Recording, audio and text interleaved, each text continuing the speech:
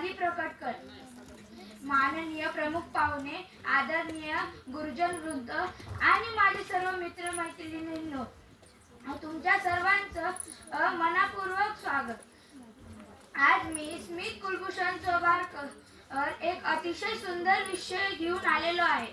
हसा मुलांनो हसा. काही दिवसांपूर्वी मी पुण्याच्या बागेत गेलो होतो. तिथे काही जण जोरजोरात हसत होती. काही क्षण मला पण हसू आले. त्याच्यानंतर मला कळाले की हे हास्य क्लब होते. तेव्हा मी तिथे एवढे काही फारसे लक्ष दिले नाही.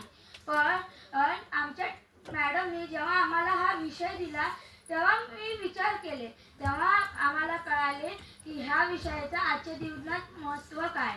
मित्रांनो, आपल्या दिवशी किती अनेक समस्या येतात. समस्या, तणाव, अभ्यासाचे भार, परीक्षा, गृहपाठ या अनेक समस्याचा आपण सामना करतो. पण तेव्हा आपल्या तोंडावर एक छोटेसे हास्य आले तर किती फरक पडतो हे तुम्हाला माहीतच असेल.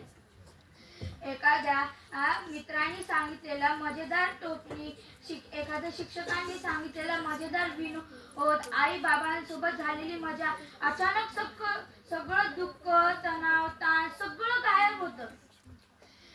हास्य हे आपल्या मनाला आणि शरीराला बळ देतं. हे तुम्ही लक्षात घेतलंच असेल. म्हणून सांगतो, हसा मुलांनो हसा. तुमच्यापैकी काही जण खूप किरकिर करतात. मला हे पाहिजे, मला ते पाहिजे, माझ्याकडे हे नाही, माझ्याकडे ते नाही. करतात का नाही बरं?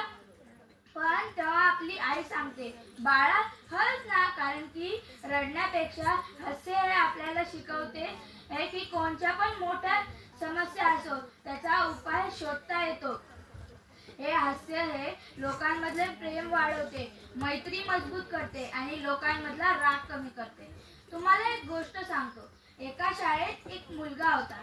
त्या मुलगाला प्रत्येक गोष्ट गांभीर्य वाटायची. छोट्या छोट्या गोष्टीवर तो नाराज व्हायचा. हळूहळू त्याचे मित्रही दूर झाले. काही दिवसांनी त्याच्या शाळेत एक शिक्षक आले. ते रोज एक वर्गात टोपणी सांगायचे. हळूहळू तो हसू लागला, मित्रांसोबत मिसळू लागला आणि त्याची अभ्यासातही सुधारणा झाली. बघा, या छोट्याशा हास्यामुळे त्याच्या आयुष्यात किती मोठा बदल घडला. वैज्ञानिक सांगतात की जेव्हा आपण हसतो तेव्हा एंडोफ्रिन नावाचा एक हार्मोन, आनंददायी हार्मोन तयार होतो. हा हार्मोन आपल्या शरीराला प्रसन्न करतं आणि आपला राग कमी करतं आणि आपल्याला ऊर्जा देतं. एवढंच नाही तर डॉक्टरही सांगतात 2 गोळ्या कमी खा, पण 2 मिनिटं जास्त हसल्याने आपला रक्तप्रवाह सुधारतो, हृदय निरोगी राहतं आणि आपलं आयुष्य वाढतं. हसण्याचे भरपूर प्रकार आहेत. गदा, खळाखळा, खुसू, खुदू इत्यादी. हसायला कोणतीही मर्यादा नको. मोजून मापून हसण्याचे हसेच होते.